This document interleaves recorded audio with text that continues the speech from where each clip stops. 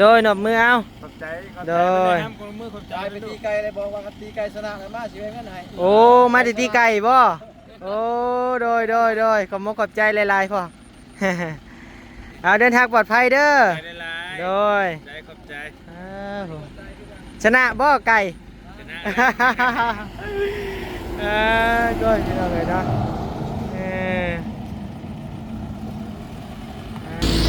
จนงงเนาะขึ้นมาขึ้นมายังมื้อนั้นก็จะถ่ายอีกคนนึงบ่โดยคนนึงอ่ะนะก็ดีแล้วโดยดีแล้วมีคนหักคนแพงเนาะอันนี้หันได้แล้วน้องท่านอยากบอกจะถามมาลายอยู่บ่แม่นว่านั่นนี่ดอกเป็นห่วงความปลอดภัยน้องคนนี้แหละท่านอยากบอกปานใดแต่ชวนหลายบางคนเขาเจ้ากับพ่อหู้นะง่ายเบิ่งเขาก็หู้อยู่พอเพิ่นเอาเงินมาให้คนละประมาณคนละแสนนี่แหละพี่น้องเลยเนาะโตดังไฟ2 เตาเลยเนาะพี่น้องเนาะสบายดีเด้อน้องบุญทวีโดยโตพี่น้องเอ้ยแกงหน่อไม้บ่ยากซื้อมาพี่น้องเอ้ยผดบุยเป็นตาแซ่บแท้พี่น้องเอ้ยเนาะสบายดีเด้อยังกันเด้อโดยสวัสดีครับเรียกบวบหน่อยหน่อยจ้ะเดี๋ยวอันนี้เอาไว้ก่อนเนาะ2 หมากนี่เนาะไว้แกงมื้อหน้าเนาะเอาแล้วเนาะเอาเลยเพิ่นมาให้ได้บ่เพิ่นอยู่เฮือนบ่ตอนนี้ไปน้ำลายสิมาคุยกับเพิ่นให้สร้างบ่มื้อนี้ล้างถ้วยเตรียมสิกินแกงหน่อไม้พี่น้องเอ้ยเนาะ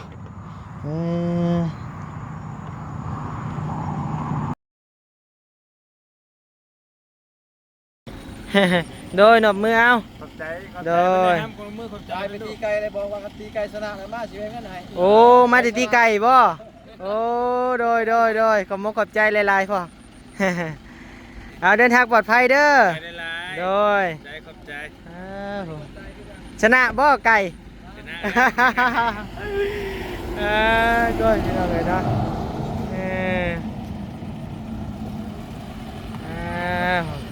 เป็นไงนี่ไงได้แต่งงบ่เอาพี่น้องเลยเพราะว่าเพิ่นอาจจะเห็นในคลิปบอลี่หรือคลิปไทยนะพี่น้องเนาะสบายดีเด้อดีเดี๋ยวเปิดคลิปเปิดภาพมาพี่น้องเลยจนงงเนาะขึ้นมาขึ้นมายังมื้อนั้นก็จะถ่ายอีกคนนึงบ่โดยคนนึงอ่ะนะก็ดีแล้วโดยดีแล้วมีคนหักคนแพงเนาะอันนี้หันได้แล้วน้องบุญทวีเอาไว้ซะเก็บไว้ดีๆแบบไปหาไอ้เงาซะโดยโอ้ได้ลายใบเลยเนี่ยโอ้ไว้ในเดือดซับได้เก็บไว้จำดีเด้อเฮ็ดเฮียเด้อเสียดายเงินเลยเฮ้ยบ่ได้บอกพี่กัดพี่น้องมันสิได้โดยบ่ได้บอกคะแนนบอกจักสิว่าซำไดเนาะนั่งบ่ทันอยากบอกปานใดนะท่านอยากบอกปานใดโดยเพราะว่าการบอกคือศิลาอยู่ว่าน้องเพิ่นอยู่ใช้เห็นถามมาหลายแต่ว่าเฮาก็ยังบ่อยากบอกอะไรก็คือฮู้นั่นแหละย่านเนาะย่านมันมีแนวดีเนี่ยแล้วก็แนวบ่ดีแน่แหละพี่น้องเอ้ยเพิ่นมาแต่แนวดีเฮาบ่ว่าดอกโดยเลยว่าบ่ท่านอยากบอกก็ถามมาหลายอยู่บ่แม่นว่านั่นนี่ดอกเป็นห่วงความปลอดภัยน้องเพิ่นนี่แหละบ่ท่านอยากบอกปานใดแต่ชวนหลายบางคนเขาเจ้ากับพ่อหู้นะง่ายเบิ่งเขาก็ฮู้อยู่เพราะมันพื้นที่เด้พี่น้องเอ้ยแต่ว่ามันก็คือว่าแหละพี่น้องได้บอกบ่ทันได้บอกโดยปานใดพี่น้องเอ้ยเนาะหลังจากมีทางผู้ใหญ่เพิ่นขี่รถผ่านไปผ่านมาเนาะเพิ่นเห็นน่าจะเห็นคลิปเด้อเนาะพี่น้องเนาะเพิ่นน่าจะอีต้นสงสารเพิ่นเอาเงินมาให้คนละประมาณคนละแสนนี่แหละพี่น้องเอ้ยเนาะโตดังไฟ2 เตาเลยเนาะพี่น้องเนาะสบายดีเด้อน้องบุญทวีโดยโต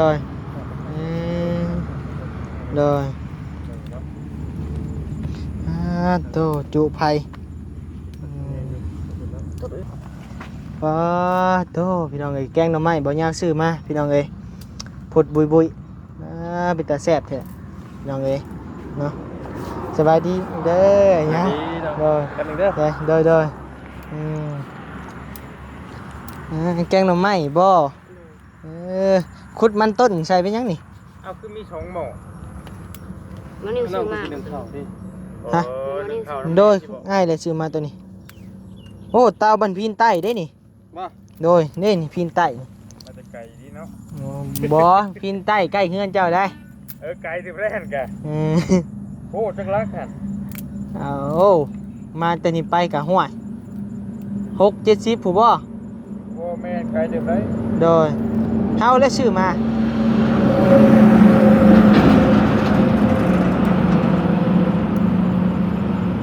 พี่น้องเอ้ยเนาะพ่อเพิ่นกลายมากินนี่เพิ่นให้คนละเท่าใดคนละแสนบ่คน ไก่มาชนะมาครับ เพิ่นไปตีไก่มาชนะพี่น้องเอ้ยเนาะก็เลยว่าแว่น่าจะอีต้นสงสารนำพี่น้องเมตตาสงสารน้องบุญทวีเพิ่นนี่แหละพี่น้องเอ้ยบุญทวีสายผ้าเพิ่นให้คนละแสนพี่น้องเอ้ยเนาะก็ดีแล้วเนาะมีคนหักคนแพงพี่น้องเอ้ยคนหักคนหอมใช่น่ะไปดกพักกันแย่งบ่เฮ้ยเอาเลย บุรุษคนกันเองมาเลย น่ะใช่คนไปดกพักกันแย่งคือมันจะเป็นตาแซ่บเถอะเนาะมื้อนี้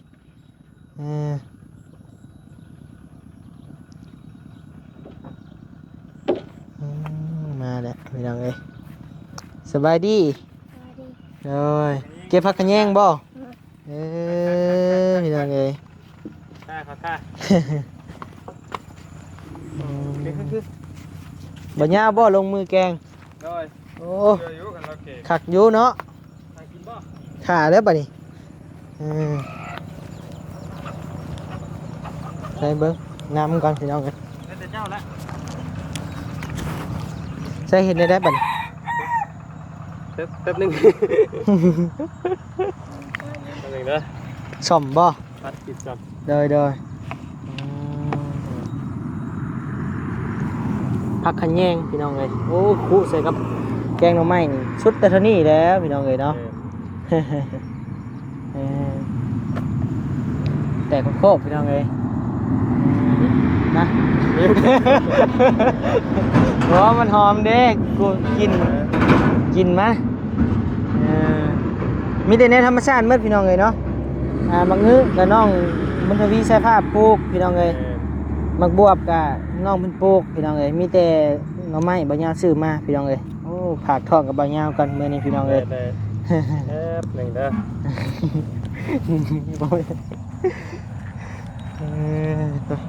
มากินอยู่ตรงไห้ตรงหน้าพี่น้องเลย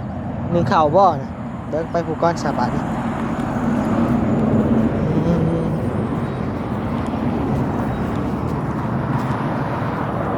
หมอหนึ่งให้ชื่อมาบ่นี่กะ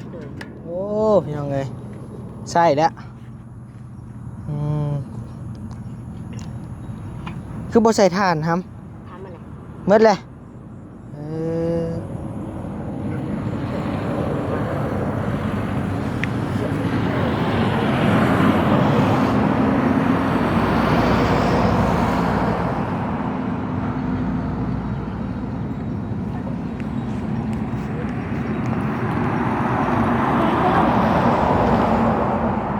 เขาเดินผ่าน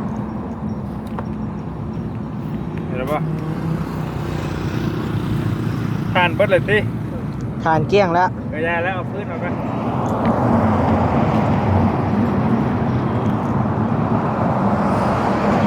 สอบนี้หน่อยนึงอ่ะตัวแรกจะชื่อนี่ ลืมเลยได้ เอ้ย บ่ต่ำเล็ด25,000แพงเติบอยู่ ล้มไปทางไหนหันปากไปใช้ล้มมันล้มมาทางพี่บอกปากเย้ยกับ ผ่าน อ๋อ ใช่ นี่ ไหม ได้จะบังล้มก็เฟื่องมาอยู่ลมกันเนาะได้อยี่ดอกเย็นๆมันก็ติด เด้อ ปูประทานเช้า ปาโตเนี่ย ไม่กลัวไปเอิ้นควัน เด็ดยอดดีว่านะ ไม่กลัวไปเอิ้นควันว่ะ ธรรมชาติลีเนาะนี่เนาะ ใช่พี่น้องโดยขึ้นผู้ขึ้นผาหาเด็ดอันเอาย้อนมักเนาะ โดย โอ้ชุดแต่เท่านี้พี่น้องเอ้ย แต่ว่าสิบอกน้องเพิ่นก็จะบ่เป็นนะ โดย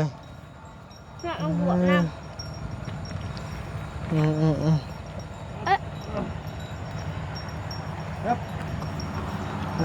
โอ้บวมน้อยพี่น้องเอ้ย โอ้คักเด้ ชุดอีกเลย สุดสุดอีกแล้วบ่นี่เลย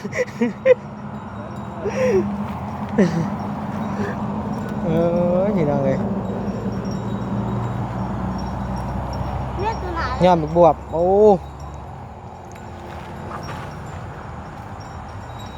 โอ้ยหมด คักพี่น้องเอ้ยเนาะ ว่ามันเบิดตั้งนั้นเบิดคนนี่ก็แม่น ตายมันบ่ ตาย ถ้าหดเฮายังมันก็บ่ได้บ่ มันเพราะมันเบิดอายุมันก็ เมื่อฤดูเลยเนาะ บุหรี่หายพี่อ่ะ บ่ได้หายผู้ มึงเก่งแล้วก็หยาบนะลุงบอก เน่นี่บ่ได้บ่ไอ้นี่ได้นี่ ได้เอาเลย นี่กันเด็กบวบหน่อยหน่อยนะ เอาเลย เดี๋ยว อันนี้เอาไว้ก่อนเนาะ2หมากนี่เนาะ เลย ไว้แกงมื้อหน้าเนาะเอาแล้วเนาะ เอาเลย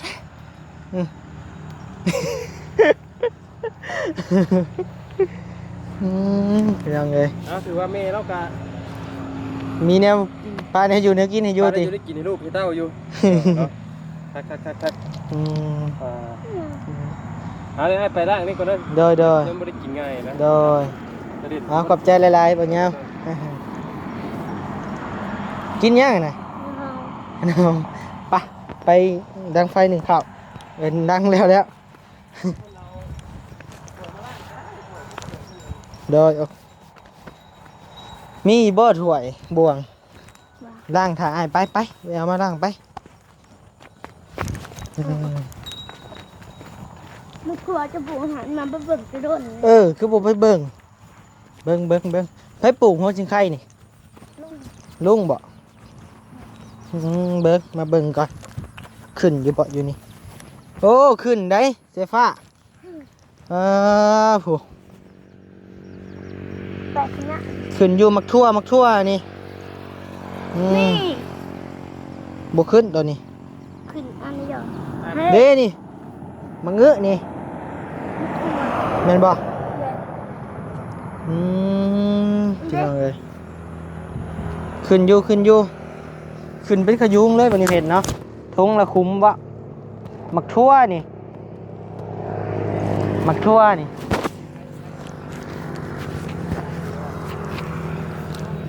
เราอยู่ไหนอันนี้เพื่อนเราบอก มึงจะจอดนะเด้จะจอดยังไงลง อันนี้เพื่อนแพ้จะจะวอน เพื่อนนั่นคนเขียน ฮะ เพราะว่าจะละม่อง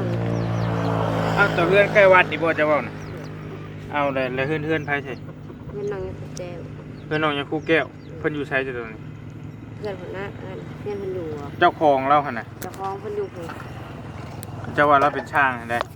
เป็นช่างนะ เป็นช่างนะเป็นไทย พวกมันจะจอดถ้าลงตอนนั้นเด้พยายามจ่าน่ะ อันพูดจะไปเกี่ยวเข่าแล้วนี้แล้วเกี่ยวเข่าแล้ว ทำเรื่องช่างบ่ โอ้ มีเบอร์แล้วบ่บ่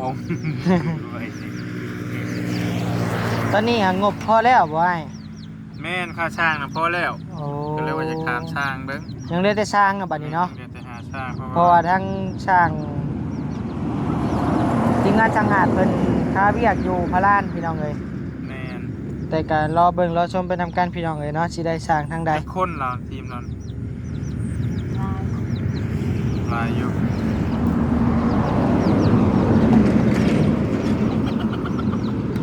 เอ้าแมวขึ้นมายังน่ะพี่อยู่เทิงพี่ ความบ่ฮัมว่าไปเทพุ่นมาแล้ว พี่จะเบิ่งอยู่เทิงมีแมวนะ ขึ้นไปย่าแล้ว โอ้ยืดดิ อันนี้หน้ามันเสียก็ตอนนั้นก็คือนั่งนิ่มจักมันเสีย ยามอยู่นี่ไปจังเนาะ เดี๋ยวเราทำไปนั่นกัน จับมันอยู่ในเรื่องเลยเพราะว่ามันเสียครับ โอ้โหโหลดลาย เที่ยงรถนั่นก็ได้โอเค โอ้โหโหลดเวียดอ่ะนะ ลายรถแถวนี้กับ ลายโพดลายโพด เขาดำเลยมาหนึ่งนี่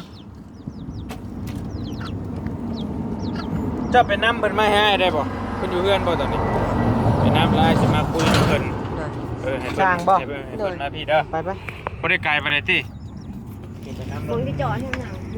รถบนรถจอดนี่บ่เออ เปิดระยะเราค่อยไปค่อยมาได้อยู่ดอก เอา ไปก่อน บอกว่าบอลลี่เพิ่นสิถามเรื่องทางเถอะไปน้ำเรามาเบิ่ง ล้างถ้วยบ่นะ ล่างอยู่นี่ได้บ่หาม เอาก่อน จะกันยับไปพุ่นกว่าผู้ล่างอยู่ผู้ มันเปื้อนเลยเนาะ เวลากอกบ่ไปดีคือแล้วฮะ ใช้สไลด์ดิเอาละ ล่างอยู่พุ่นบ่ เบิ่งไปเบิ่งน้องสายฟ้าล้างถ้วยล้างชามก่อนพี่น้องเอ้ยใช้หยังไว้แท้น่ะผมพี่น้องเอ้ย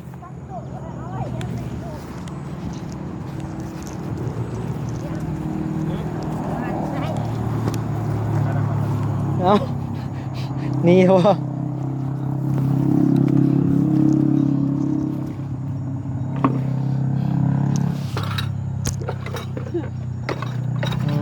ล่าง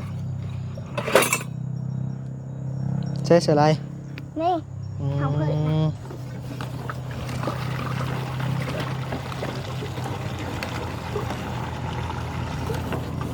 เจ็บ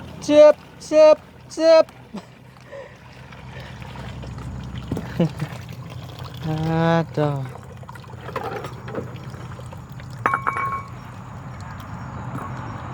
ใส่หลายๆเพื่อจะมันเปื้อนแห้งเลย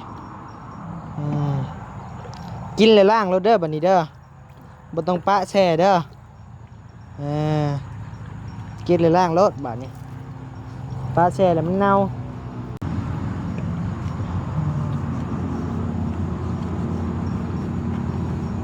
เบิ่งน้องสายฟ้าล้างถ้วยพี่น้องเอ้ยเนาะมื้อนี้ล้างถ้วยเตรียมสิกินแกงหน่อไม้พี่น้องเอ้ยเนาะ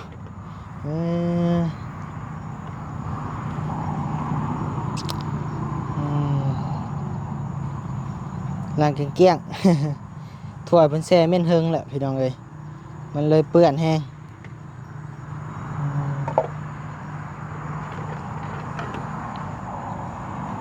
หัวจานแม่ ด้วยล้างคุกบ่ โอ้ มา เลย เอาล่างเบิดเลยเว้ยเอา เอา เออ ชึบล้างคุกก่อนให้ยาวตำข้าวเบื่อ เข้ามาหาเนาะ อืม ดิเอาเขายังเปิดมาเลย พี่น้องเอ้ย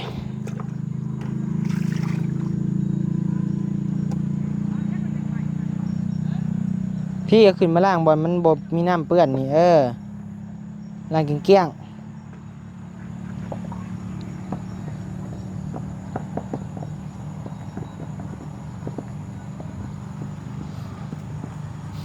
น้องบุญทวียังไปเอิ้นช่างอยู่พี่น้องเอ้ยเนาะสั่งมาเฮ็ดเฮือนเฮ็ดซ่านนี่แหละพี่น้องเอ้ยจักสิตกลงว่าสั่งตัวใดพี่น้องเอ้ยเนาะต้องปรึกษาหารือหลายคู่หลายคนก่อนพี่น้องเอ้ย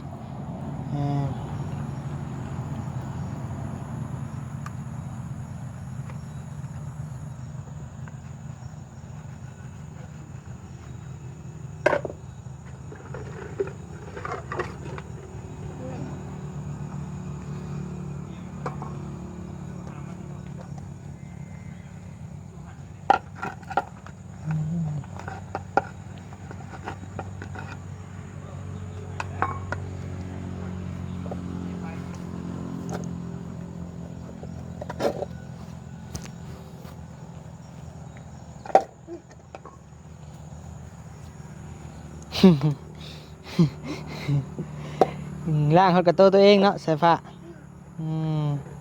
จานจะหยาบนะ โดยอาบเด้อใช้อันแนวตรงน้ำตรงในบ่มีบ่ มีเตี้ยกับซา โอ้กระซามบ่คะแนนว่ามีอันนั้นพี่น้องเอ้ยอิหยัง คุใหญ่ๆนะพี่น้องเอ้ยเนาะบัดนี้เห็นอยู่ห้านเพิ่นแต่จักเพิ่นขายเท่าใดบัดนี้ก็บ่ฮู้พี่น้องเอ้ยบัดนี้บ่ได้ถามเนาะคะแนนมีตัวนั้นแหละโต้งเลยตักไว้ฉะนั้นแหละได้ใช้เลยนะพี่น้องเอ้ยสบายกว่าเนาะดีกว่าเฮามาโยบเอาพี่น้องเอ้ยดีกว่ามาโยบเอาแบบนี้ป๊าดหนักเติบอยู่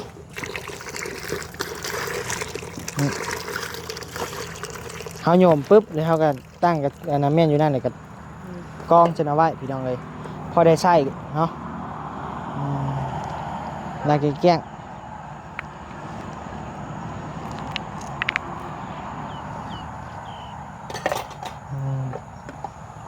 เอาเนาะพี่น้องเนาะบัดนี้ก็สิได้ล่ำลาพาจากพี่น้องเลยเด้อเนาะมีแต่รอเบิ่งรอชมทางช่องง่ายเพิ่นนะพี่น้องเนาะตอนกินหน่อหมอกหน่อไม้พี่น้องเอ้ยแกงหน่อไม้บ้านเฮาพี่น้องเอ้ยเนาะโตมีแต่ของธรรมชาติพี่น้องเอ้ยเลาะหาเก็บอันแถวนี้แหละเนาะมีแต่หน่อไม้ทางอัญญาเพิ่นซื้อมาพี่น้องเอ้ยเครื่องปรุงนั่นนี่ก็เลาะเอาแถวนี้แหละพี่น้องเอ้ยคือว่าของธรรมชาติทั้งหมดนะพี่น้องเอ้ยเนาะแนวคลิปนี้ก็บัดนี้ก็สิได้ล่ำลาพาจากเพียงสำนี้เด้อพี่น้องเด้อขอบมกขอบใจผู้หลักผู้ใหญ่ใจดีเมื่อทุกท่านที่เข้ามารับชมแล้วก็โดยเฉพาะขอบมกขอบใจทั้งพ่อที่เพิ่นกายไปกายมาเมื่อกี้นี่เนาะมอบเงินมอบคำให้น้องบุญทวีใช้ผ้าเฮาก็ขอบมกขอบใจหลายๆเด้อเนาะขอบมกขอบใจพ่อที่ยังเมตตาเด็กน้อย2คนนี้เนาะบัดนี้ก็ขอบมกขอบใจหลายๆเด้อเนาะขอให้ทั้งพ่อเพิ่นอยู่ดีมีแรงสุขภาพเข้มแข็งหาเงินก็ขอให้ร่ำให้รวยเด้อเนาะทั้งพ่อเพิ่นที่มาแวะเมื่อกี้นี่พี่น้องเอ๋ยเนาะขอบมกขอบใจหลายๆโดยบัดนี้ก็ได้จบคลิปเพียงสำนี้เด้อบ๊ายบายโดยสบายดี ใช่